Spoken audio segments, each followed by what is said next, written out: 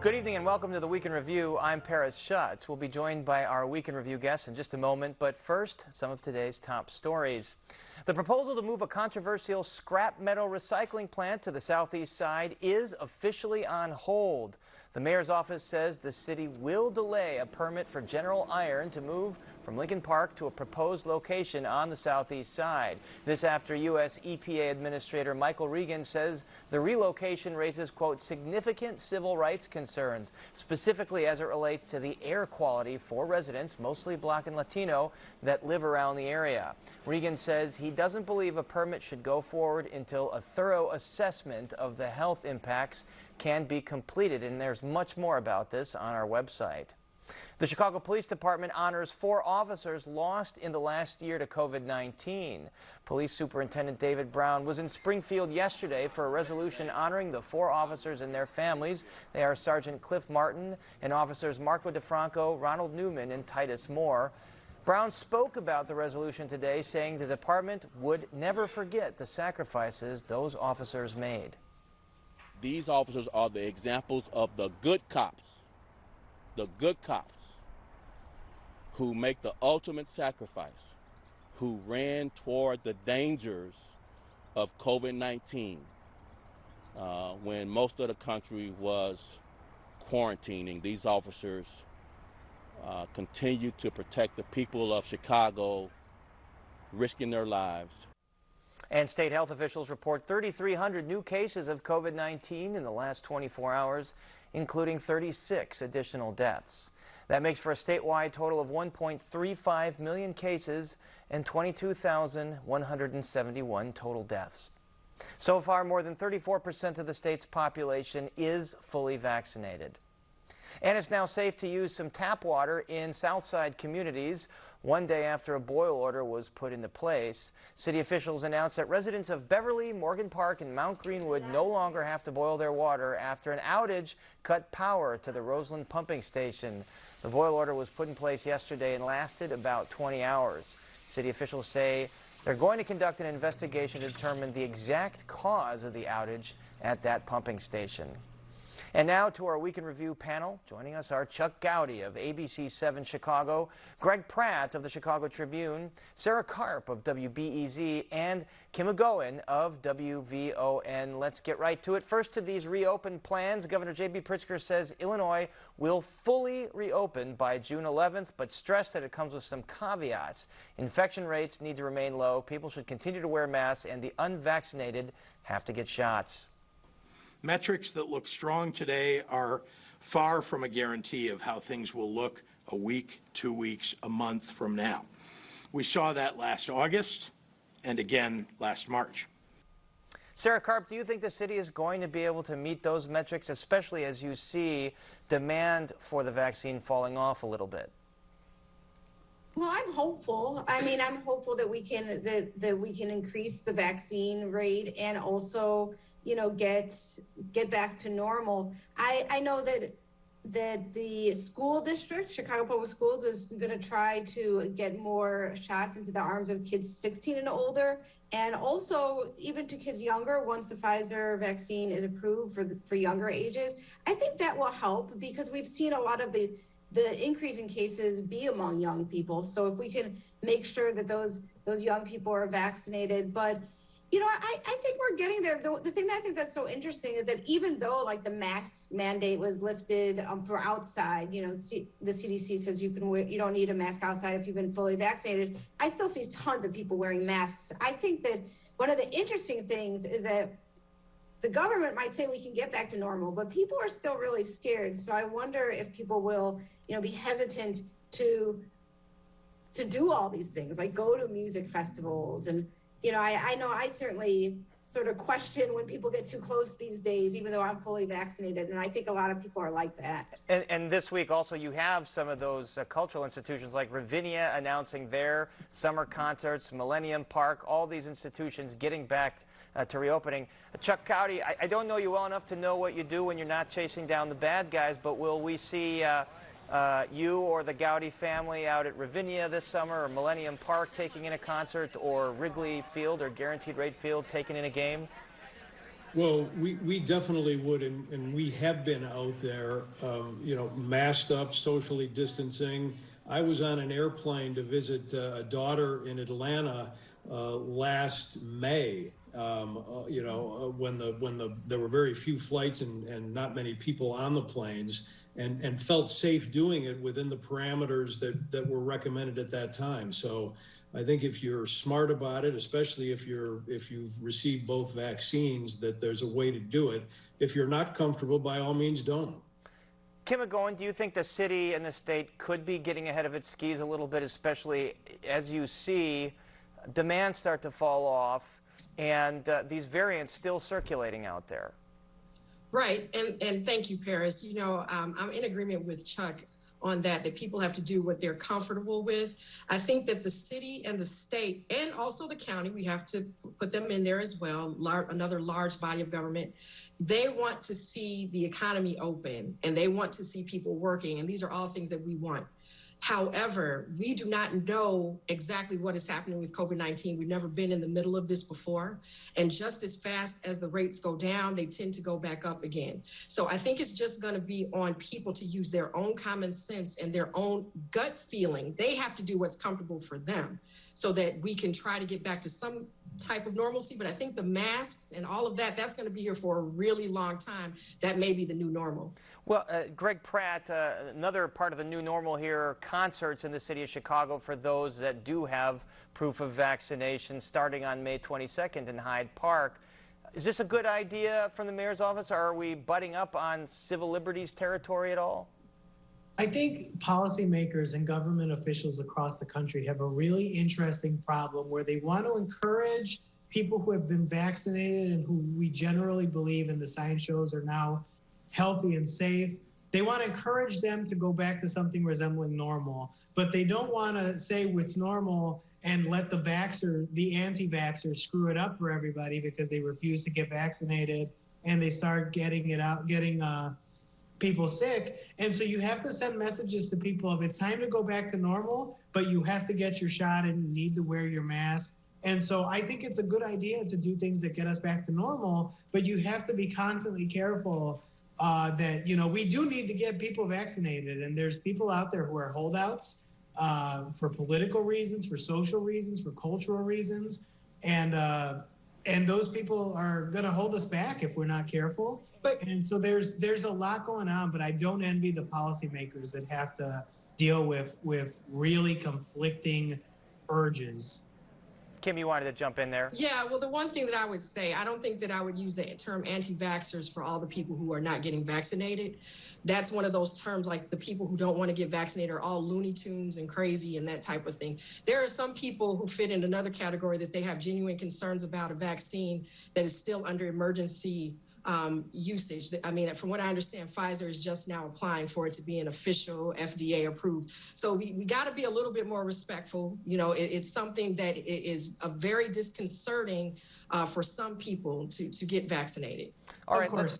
And I was more referring to like Tucker Carlson going on TV and scare everybody. I'm not, which is what I'm referring to. All right, well, let's obviously that is a different kind of debate, and public officials are, as they say, trying to use the carrot approach, not the stick approach so much, to avoid any kind of civil liberties questions. Let's talk about the state's attorney's office, Kim FOXX. Chuck Gowdy, the office did this internal review about some of the misstatements one of the prosecutors made in the Toledo case, acknowledging that the number 2 person in the office had to go because the buck stopped with them for what went wrong. Are you satisfied with that explanation? Well, I mean, clearly the wheels of justice needed some oil in the office during this entire episode, but it was interesting that the state's attorney's office moved much faster to do damage control in this than they did in the Smollett case, maybe learning lessons from that. I mean, the state's attorney really trying to put a button on this within a very short period of time, not only admitting that there was this error, trying to explain how it happened, apologizing for it, and then, somebody, her top deputy, resigns and they attempt to move on. Whether the public didn't pay attention, has already forgotten about it, is another matter. But it certainly was interesting the speed that Kim FOXX operated in this case. And admitting that she hadn't seen the Toledo video before it was released, but again saying that it was just a breakdown in checks and balances in her office, and someone had to go, according to this report. All right, let's move on to the. Go ahead. When you hear words like confusion and breakdown and frustration, apology, resignation, all within a very short period of time coming from the state's attorney's mother, I mean, that's a bad day. Certainly. Let's move on to the Civilian Office of Police Accountability. Its chief administrator resigned this week, and Mayor Lightfoot didn't mince words. Take a look. I've made no secret of the fact that I've been extraordinarily unhappy with the way that they've handled a number of things, not the least of which is taking over 18 months to move forward on an investigation regarding Anjanette Young. So Lightfoot saying she didn't ask for the resignation, Greg Pratt, of Sydney Roberts here, but what do you think was behind this resignation? Well, it's true that the mayor has been publicly and privately critical of COPA and Sydney Roberts on this. And it's true that COPA is slow. They're very slow to do their investigations. But of course, they don't really have those resources, and people can be dismissive. But I pointed out that CPD, the Chicago Police Department, gets $100 million for overtime, and COPA gets $50,000. So, you know, how do you put those on an equal footing where the people in charge of investigating misconduct, I'm not even sure that's a fraction of $100 million. There's always been a question of resources at COPA. Kim McGowan, is it fair to say that it's not doing these investigations quick enough when you're talking about cases that do need time to investigate, that need due diligence done here? There was once something called the Office of Professional Standards, which led to the office. Yeah, which led to IPRA. IPRA, right. Which they got rid of because during Laquan McDonald there were failures, which led to COPA. There is nothing new here. And I think that until something drastic happens in the way in which these police shootings and investigations are conducted, and I mean drastic, like real participation from the public, or just another way of doing this. Because here's the thing, let's look at it another way. COPA is not the only person who dragged their feet for these months. I mean, the mayor also took this to court. Her legal staff took this to court. She knew about it to try and keep the video out and just different things like that. So I don't know. And we've heard that before, too, in previous administrations, Kim. Exactly. So this is another case of someone's head having to roll and them getting around to doing that. But at the end of the day, there's still a system that's been in place since forever. Well, there is one new element to this that's kind of interesting that I'm not sure is necessarily positive, and that is there's this mechanism that's now in place when there are police videos that are about to be released by COPA. What we've seen in the last few is that the police department calls in reporters to an off-the-record, no videos, no television cameras at 8 a.m. at police headquarters to give their view of how this whole thing came down, and then hours later COPA actually releases it with virtually no context at all other than what the police department has put out unofficially and on background.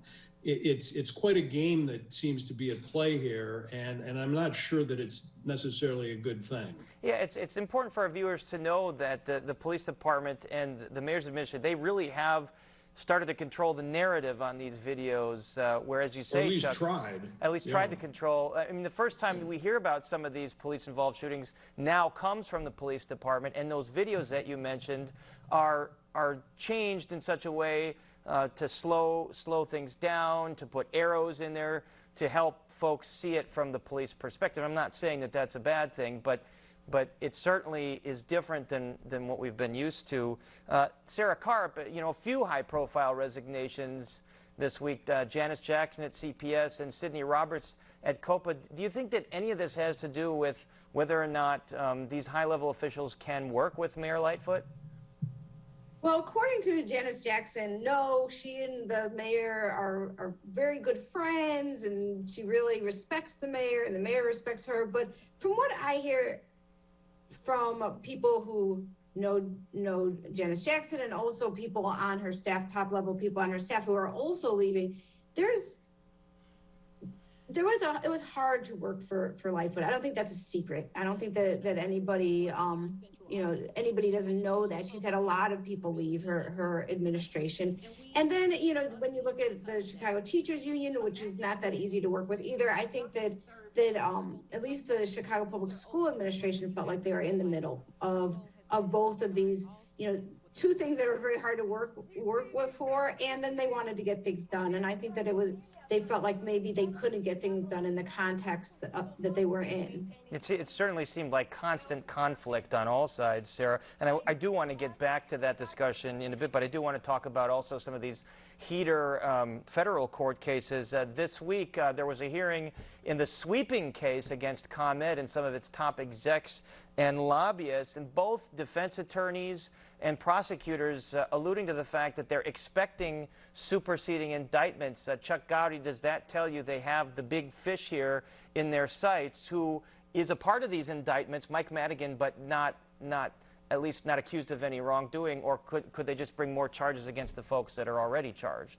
Well, he's accused of wrongdoing, but he hasn't been charged. I mean, the documents that are out there certainly put out a pattern of behavior by Madigan and others, and it would seem just a matter of time. I mean, somebody at the U.S. Attorney's Office has a calendar with a date with a red circle around it, and that's when all of this is going to happen. The superseding indictment will include additional players, obviously. And I mean, if you were to roll the dice, would you? I think from reading dispatches and talking to folks, it's pretty clear that the U.S. Attorney's Office is interested in Michael Madigan. Would you assume that a superseding indictment would include him? I think there's little doubt. There's little doubt at this point. Okay, that's a pretty clear answer. You also have former alderman this week, Ricardo Munoz, denying 16 counts of using a campaign fund for personal expenses. Chuck Gowdy, again, you've followed these cases for a long time. It's very difficult to beat the feds on a case like this. Would Munoz be angling for some sort of plea deal where he perhaps has information on other public officials that he would be willing to give the feds? Well, you know what the feds say and what they try to tell people is that these cases are like a bus, and the first person on the bus gets the best deal. And so if you ever find yourself caught up in some corruption case, you want to take that first step. And generally that person over the course of the last 30 years in Chicago has gotten off with a sweet deal, either limited prison time, sometimes probation, or at least an assignment to the prison of choice.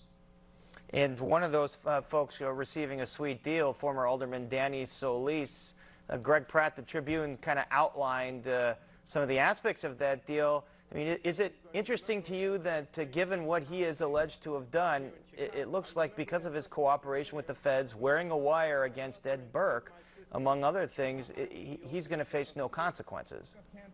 Yeah, it's extraordinary in good ways and in bad ways. I mean, Solis gave them extraordinary service. He wore a wire for more than 2 years against some of the most powerful people. Remember, he didn't just record Burke, he recorded Madigan. Whether he got anything useful on Madigan, I don't know, but he recorded Madigan, he recorded Burke. On the other side, he was, according to prosecutors anyway, very corrupt, and he did some very bad things, including trading Viagra for bribes or Viagra for official favors. So it's remarkable that he's not going to face any punishment aside from the reputational harm. And so it can go both ways, but it is extraordinary and it is unusual. It seems like a pattern. Viagra in that case, in the case of Munoz, an alleged trip to Lover's Lane on the campaign dime. Kim McGowan, what do you predict the next shoe is to fall in any of these cases? ComEd, Madigan, Burke, Munoz, pick one. Well, I don't have my crystal ball handy, but what I will say is the tentative nature in which they are taking so much time to finally indict, bring the counts, bring the charges. So at least not, pretty much getting off. That may as well be code word for we are really going to use this person for the person or the persons that we really want. And they're crossing all T's, dotting all I's. When you hear superseding indictment and there's only one person who has not been listed officially anywhere, somebody is in trouble, multiple somebodies across these cases. And certainly that person does appear in those other ComEd indictments, just not, as Chuck said, charged with anything yet. Let's get back to the news with the CPS CEO, Janice Jackson. Sarah Karp, would you guess that the successor here is going to be someone from outside of Chicago? We've certainly seen this over the years where someone from the outside comes in and doesn't really get a handle on things, or would it come from within? So Mayor Lightfoot gave a little bit of a hint because she said that she's going to be looking for ex-CPS people who've gone other places and then might want to come back. And there are some names that sort of pop into my head when I don't want to give those names because, I have no crystal ball either. But there are some people out there who've left CPS. I mean, a number of people who might be, people that would know enough of the landscape in Chicago to not walk in completely blind, but would also, have some experience somewhere else and be able to bring that in. So that's what she said that she's looking at. She hired somebody to do a national firm. If there was somebody that was just on the inside that she thought that she could just pull up, you kind of wonder why she wouldn't have done that, pretty quickly. Like when she was announcing Janice resigning, she could have said, and here's somebody else, here's who I want to replace them. Or she could have also not hired a national search firm. But however, they could hire a national search firm and then just, call it off and disregard the recommendation there. Yeah, and you mentioned how difficult that job is. No one doubts that, just what you're caught in between. But in some respect, it's never been a better time to be the CEO of CPS because you have all this cash coming at you, both with the federal stimulus money, and now Governor Pritzker says there's going to be more state money coming their way. So what can they use that for? And just give us sort of a better understanding of the cash position of CPS, because for as long as we've all followed CPS, they've had a horrible budget situation. Right, and I mean, they still have a ton of debt, right? So one of the questions is how much of the federal stimulus are they going to use to pay down debt and put themselves in a better position going forward, as the mayor, I think, is doing with the city and some of the federal money. And then how much are they going to spend on schools? Because you want to be sort of calibrated. If you give too much, if you put too much into schools right now, what are you going to do in 4 years when that money's not there? Right? Mm-hmm. You don't want to just, give somebody a social worker and then in 4 years have to take the social worker back. That's never a good thing. But I think that what they'll try to look at is ways that they can shore up some of the learning loss, spend big on summer programs, spend big on after-school programs, spend big on tutoring.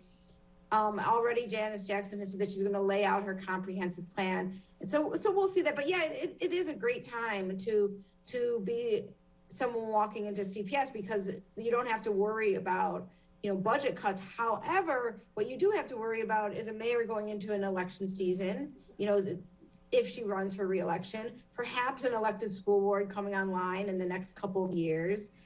Which, by the way, now you see the state senator, Don Harmon, the Senate president, saying that he kind of throwing a Lightfoot a bone there, saying that a fully elected school board, at least in the next few years, is not a bill that he wants to see come out of Springfield. He wants more of a hybrid bill, which is also something that Lightfoot has called for. Hybrid meaning the mayor appoints some of the members and the public elects some of the members. Before we go, I did want to move on to violence issues. Greg Pratt, alderman this week in a hearing, say they want sort of different approaches to stem the expected tide of summer violence, using some of the stimulus money for things like violence interruption. Again, all of us here have been around the city long enough to know that there are no short-term solutions. What about some of these ideas? Is there any plan to quell what we normally see as a bump of violence in the summer? It's a great question that's hard to answer whether or not there is a plan. I'm sure there is a plan, whether it's working and whether the city needs to do something different. You know, crime is, violent crime has skyrocketed in the last year and a half. It doesn't really seem to be going down, and they've got a lot of work to do. And it's one of those things where aldermen and stakeholders and community leaders say, what we're doing is not working. We need to do something else. So what that something else will be, or whether we'll keep throwing overtime at the police department and saying, well, that'll do it, I don't know. We seem to hear it's overtime and then a lot of finger pointing, and that's sort of the way it's been in the past. All right, we're out of time, so our thanks to Chuck Gowdy, Greg Pratt, Sarah Karp, and Kimberly Agoin. And that's our show for this Friday night. Don't forget you can get Chicago Tonight and the Week in Review streamed on Facebook, YouTube, and our website, WTTW.com/news. And be sure to join us tomorrow night at 6 for Chicago Tonight Latino Voices, and then 6 p.m. Sunday for Chicago Tonight Black Voices.